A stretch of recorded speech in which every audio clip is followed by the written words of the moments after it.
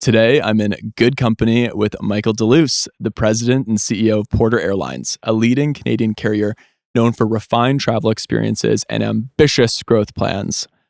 Mike has deep roots in aviation and business leadership with a career shaped both family legacy and strategic vision. A founding team member of Porter Airlines, Michael has played a central role in defining the airline's brand, commercial strategy, and long-term evolution.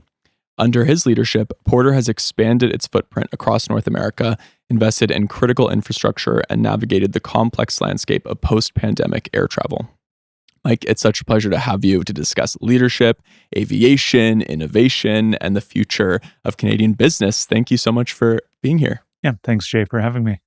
I want to ask, you have such a great family. Layla, your wife, she's a good friend of mine, and I know the Deluce family is an incredible philanthropic and business family in Canadian history. And for you, it must be special that you grew up in an aviation family and, you spent your career in the industry. So what first sparked your passion for flight and aviation? Well, as you mentioned, I did grow up in an aviation family, and it's one that really started in 1950s with my grandfather starting a small air service up in Northern Ontario out of a small town called White River. And my grandparents had 9 kids, 7 of which were boys. And all 7 of the boys ended up in aviation and Wow. pilots.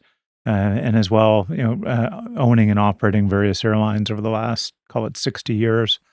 And, to put it sort of plainly, I was not quite born in an airplane, but my parents did. We lived in Timmins at the time and ended up coming to Toronto in order to give birth to me. No way. And so my first flight was actually about a day and a half after I was born. And so went back to Timmins, grew up in Timmins. I never really, at that point, sort of saw myself in aviation growing up. When I was finishing university, thought I was going to be in equity trading.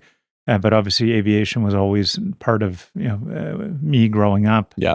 And what really got me into the industry and sparked the interest and passion for it was Billy Bishop Toronto City Airport, which was an airport back in 2001, 2002 that we're looking at very closely. One that obviously had an incredible location, Yeah. but it had no traffic. And it was sort of an obvious opportunity in the aviation space where if you could build a defendable position at this airport, build out the infrastructure, then it would be something that would be a game changer for Torontonians. And so it really was Billy Bishop that sparked my true passion for being in this industry, and it's been great ever since. 23 years. Wow.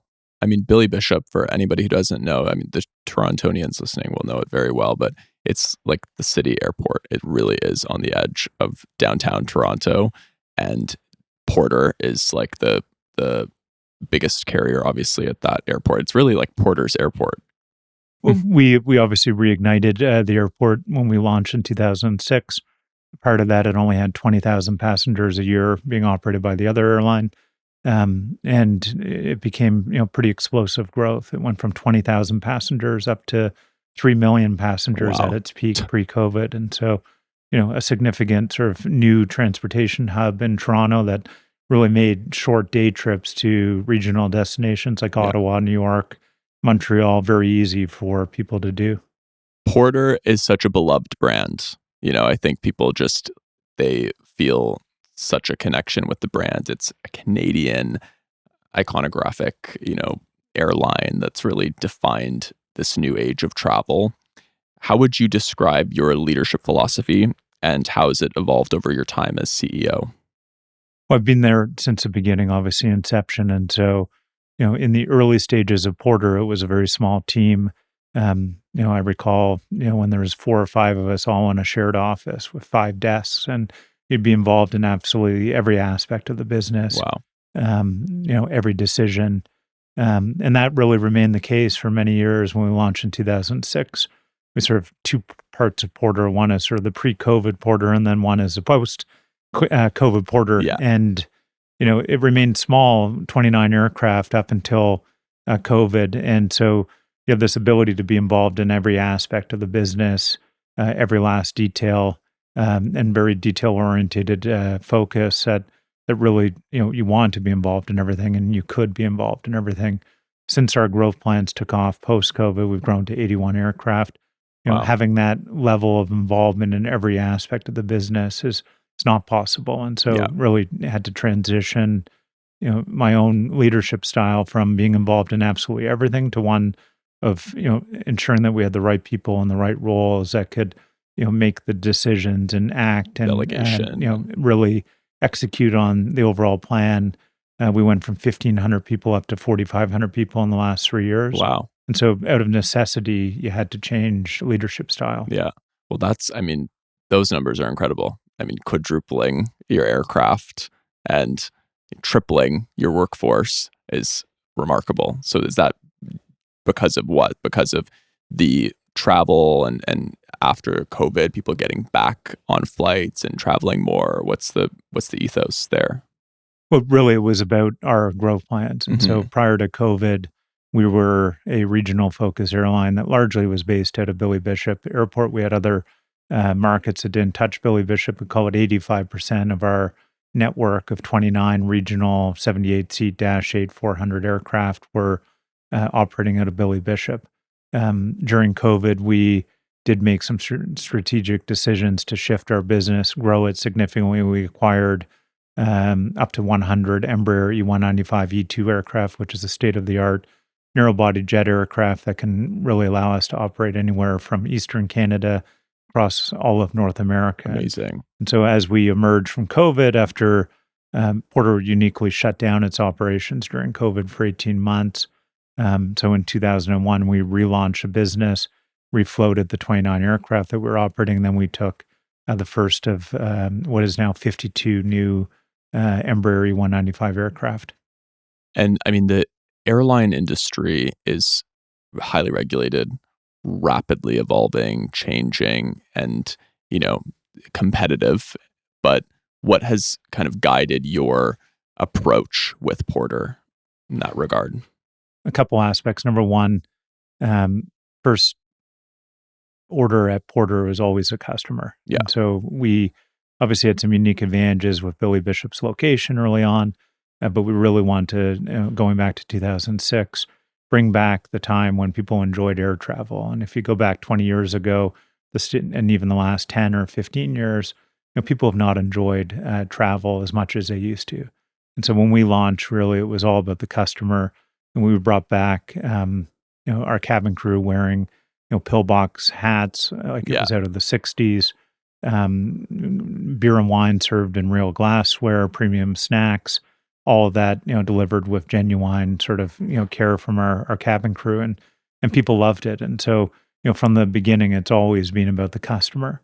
And that is our focus every day. And as a result of that, we have very high customer satisfaction. Yeah. Our Net Promoter Score, is a key competitive advantage. We have Net Promoter Scores that often approach the level of a company like Apple.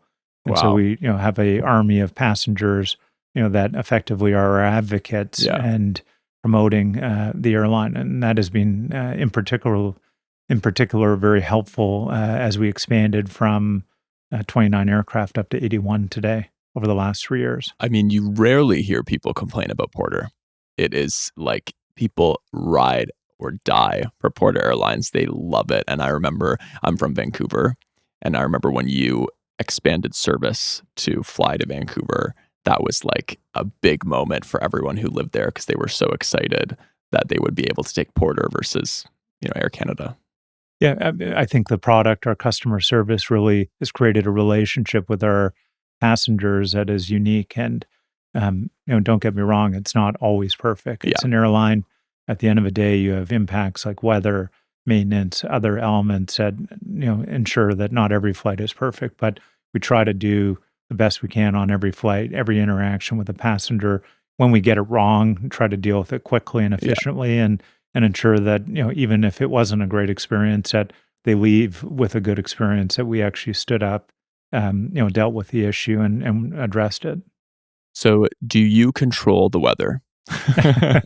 Unfortunately not. And when you decide to make it snow and delay your aircraft, do you feel a responsibility? No, I'm just kidding. It's You do like, feel, I mean, that's the challenge is you want to be perfect all the time in yeah, this business. And, today we have, 10 centimeters of snow coming. yeah. And so just the nature of the business is one where delays will happen.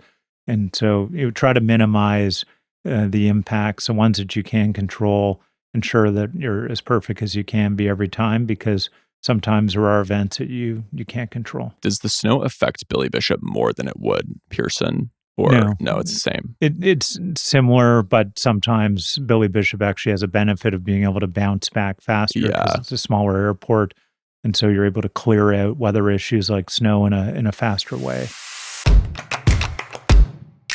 Hey guys, I want to talk to you about a Canadian brand near and dear to my heart, Kits Eye Care. They're the best. These are my Dodger sport glasses from Kits. I wear them every single day. They were $78 and they offer prescriptions. They direct bill your insurance. Best part of all, they're a Canadian born and bred brand out of Vancouver, BC, my hometown. I love them so much, and sunglasses too. You guys have made such significant investments in not just Billy Bishop, but across the country and with your business. So tell me about, Porter shaping travel and what the next few years looks like for Porter Airlines. Well, right now we're about halfway through. We've taken 52 new Embraer aircraft, which has really underpinned our growth plans, and that's out of an order of up to 100 new aircraft. So we're halfway through this expansion, which really is focused on Eastern Canada and expanding our route network across North America. So we serve all major destinations across Canada and the U.S. coast to coast. Recently, this winter in November 2025, we launched our first foray into Caribbean and Mexico and Costa Rica, which has been a fantastic launch for us. And so you'll continue to see expansion frequency destinations across North America over the next 5 years. Amazing. The second aspect is, Porter is somewhat unique in that it's not just an airline. We also are involved in airport infrastructure development. By necessity, we had to develop Billy Bishop to support that rise in traffic from 20,000 up to 3 million passengers. But more recently, as part of our post-COVID growth plans, we created an opportunity in Montreal, which obviously is the second biggest city in the country, at a conveniently located airport called Montreal Metropolitan Airport, Mhm. which was renamed. Originally, it was Saint Hubert Airport. And we've built a terminal over the last 3 years at that airport that is, like I view it, Billy Bishop on steroids. It's Right. an unbelievable facility.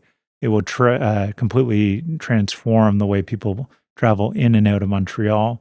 Very conveniently located to downtown Montreal, and as well serves a very strong catchment on the South Shore. And so, that infrastructure side of the business is unique, but one that, is coming to Montreal, and that should open around Q2 of 2026. Well, very exciting. I'm sure people are craving for a Billy Bishop in Montreal. Yeah, I'm beyond excited about Yeah. it. The building that we're operating is going to handle 4 million passengers. We're Wow. starting with 9 bridge gates. It really is a sort of a much enhanced version of what Billy Bishop did to Toronto. I mean, your role also extends beyond Porter into technology and financial sectors through board service. You're on a lot of boards, and I want to know how these experiences inform your perspective as a business person, but also as someone involved in other roles. Well, I've been fortunate to be on a few different corporate boards, and those one was in financial services, another in a reservation technology company, and more recently on a special purpose acquisition corporation, blank check sort of merger corporation that actually just completed a transaction a few days ago with a quantum computing company. And so, those experiences have allowed me to broaden, beyond just the airline sector, knowledge and just understanding of different elements. I've been in the airline business my entire life. So having exposure outside of it has been very, very valuable. Yeah, and bringing your expertise from Porter and from your business experience into those roles. Yeah, it's a two-way street. You obviously are bringing certain perspectives and expertise to those companies, and at the same time, you're also learning a lot from them. I mean, you talk a lot about pre-pandemic, post-pandemic. So I ascertain that's been a very important then and now for Porter. So how has the post-pandemic environment transformed not just Porter, but the way all airlines operate? I'm interested to know. And then subsequently, how has Porter adapted to those changes? So, I mean, operations largely, when you fly today, it's no different than pre-COVID. Yeah, So, COVID was a unique time period, and in particular in Canada, there was 12 or 18 months where people largely didn't travel. Traffic was down 90+% for, call it, 15 months. So it was pretty impactful on the industry. Um, Porter went into COVID with a regional focused downtown Toronto business focused airline. yeah, And, in the middle of COVID, we shut down the airline within a few days of COVID starting, suspended operations, which ultimately ended up being 18 months. In the middle of COVID, you started really questioning what about business traffic? yeah, Obviously, video conferencing, when you're on these and you're saying, wow, this works incredibly well. Did we have a burning platform that would not be the same when we came out of COVID? Porter's strengths were its location in downtown, business traffic focused airline, but would that become a problem coming out of COVID? And so we did have to sort of take a view on what the post COVID travel environment would look like. Number one, travel always comes back. Major events, yes, yeah. will impact it. But, if travel didn't come back, the whole world had a bigger problem. And Right. so fundamentally, we viewed traffic as resilient and would come back strong. Second was business traffic would be potentially lower than it was pre-COVID, which was a problem for us at the time. And then leisure traffic would be strong. And so out of necessity, we did embark on a significant growth plan. We purchased new longer range aircraft that would allow us to take advantage of the post-COVID period where leisure traffic would be stronger, expand our route network, and really launch our Porter 2.0, which is an expanded version of what we went into COVID with, but now allowing our passengers, which totaled 3 million prior to COVID, and has grown significantly since then, to travel across North America Yeah. and really expand our network. And so even like to say that environment while during COVID, you now have realized a vision where now you're going to Costa Rica, you're going to these sun destinations. It's expanded far beyond just a business regional operation.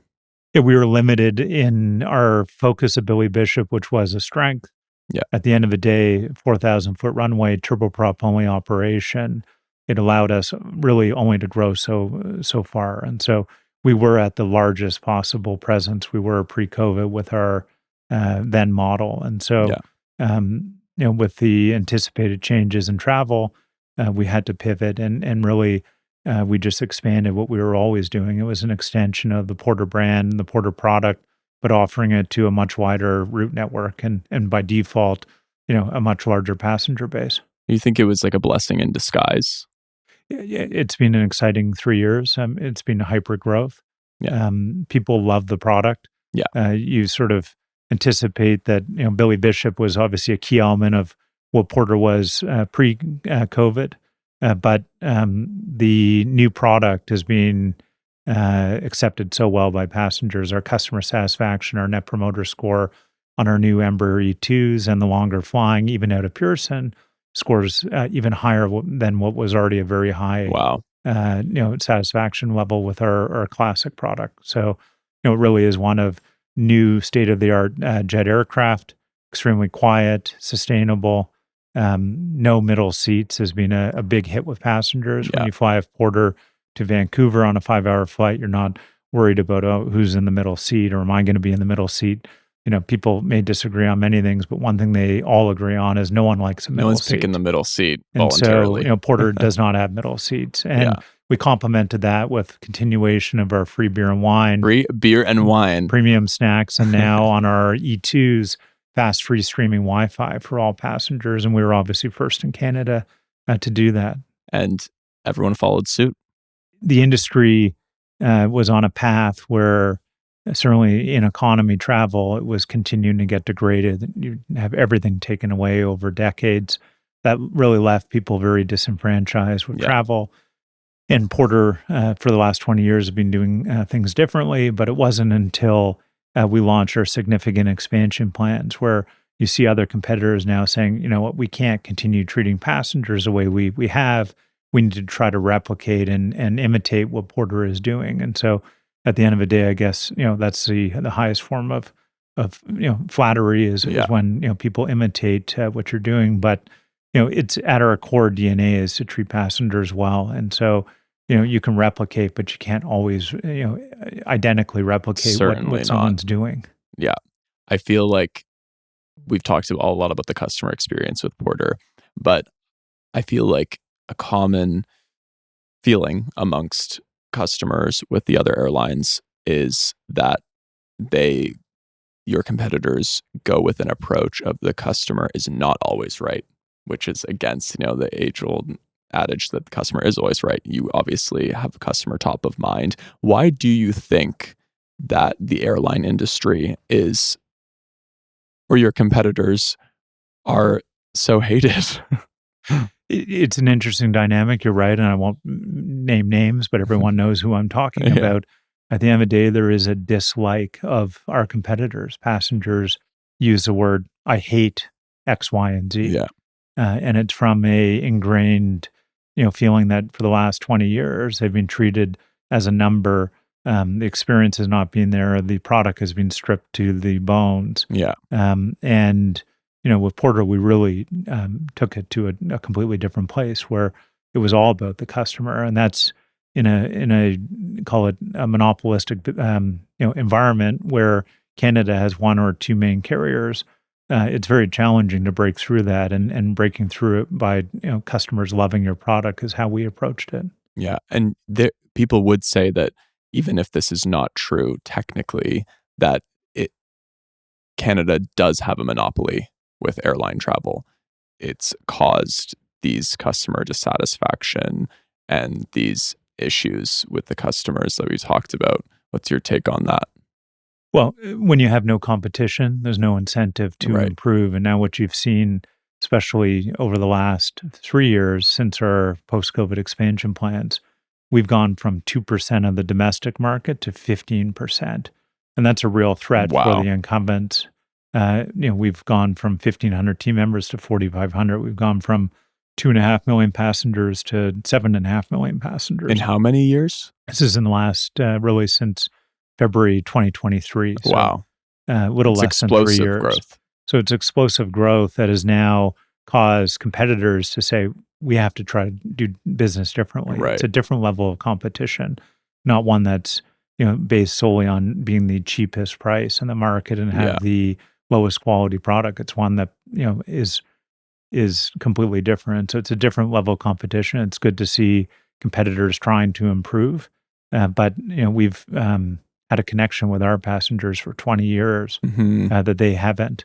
And so, we come to the table with a different relationship with our customers. And what I often hear is the word, I love Porter, Mhm. not I hate X, Y, and Z. Yeah. And so, the relationship that has been developed with customers and the emotional connection to the brand, has allowed us to explosively grow. And I mean, you can a- accurately say that Porter has blazed a trail in terms of these customer opportunities, free beer and wine, fast free Wi-Fi. So with the other airlines following suit, it's really they have Porter to thank for that experience getting better if it is. I think the whole industry has improved in Canada. It's as a result of some of the product offerings that we put in place in 2006. And now, if you're on an user name Air Canada, they didn't put beer and wine on the planes out of the goodness of their hearts. They did it because Porter was expanding across North America. And then you look no further, they didn't offer beer and wine on Caribbean and Mexico markets until 2 weeks before Porter expanded in the Caribbean and Mexico. And so I think all passengers in Canada have overall a better level of service than they would have a decade ago. There's a pattern here. I'm seeing. Porter does, Air Canada does. Porter leads, Air Canada follows. It's interesting. Is it irritating? It's not irritating at all. It's we have a lot of respect for Air Canada. They're a formidable competitor, Yeah. and it's good to see them improve their service levels on the back of what we put into the market.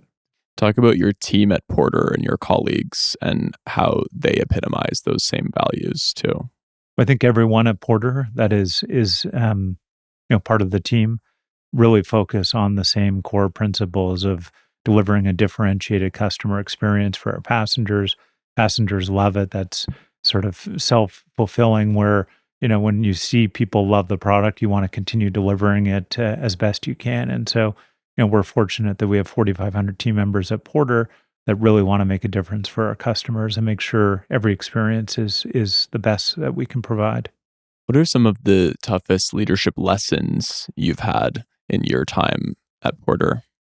We've had a few major shock events, COVID being the Yeah, biggest, of and course. more recently, even some of the geopolitical challenges that have impacted cross-border travel to the U.S. Really? When you have a plan that you're focused on, you need to be prepared at any moment for it to be completely disrupted and to react to that. And we've unfortunately had two of those sort of massive shock events in, call it, 5 years, and so it really teaches you that you have to be focused on your plan, ensure you have a strong plan, but be ready to rip it up And and contingency.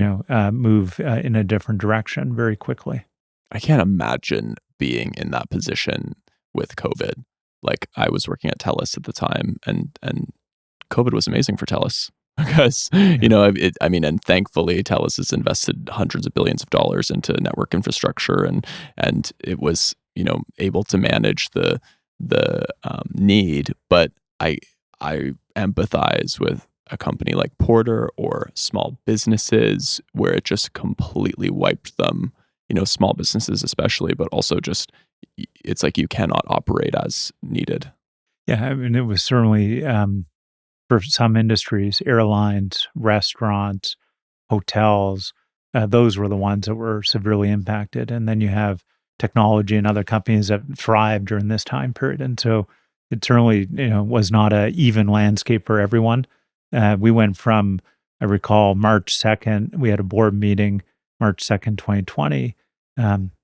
COVID, has there been any impact on the business? No, record bookings, everything was fantastic.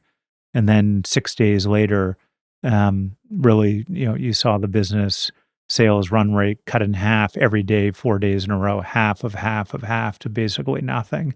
And by March 18th, we'd already made the decision and executed on a closure of the business, Yeah. including, a temporary layoff of 1,500 team members. Yeah, And it's so, so tough. it was fast. We originally shut down the business, temporarily suspended it for a period that was going to go for 3 months, and people said, "Wow, that's wild and Yeah. crazy."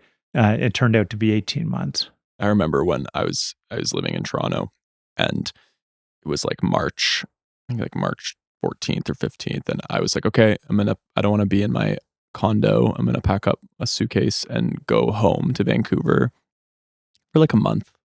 And I remember I packed up and I stayed in Vancouver for that whole summer, like I think at least 6 months until I came back.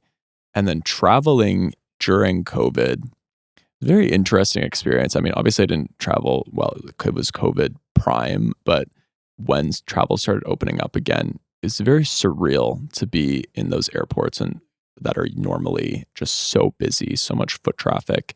And then it was like quiet and I got every upgrade. I got every, like it was just very surreal. Yeah. And I feel like it's going to be such a crazy time in our history books. But with travel, travel is about joy, and a lot of leisure travel specifically is about, you've saved up your money to go on this trip, or you've saved up your money to take your kids on a trip, or you're going to see your family, or you're going on a new experience with your partner or whatever it might be. So how do you feel like Porter epitomizes those values?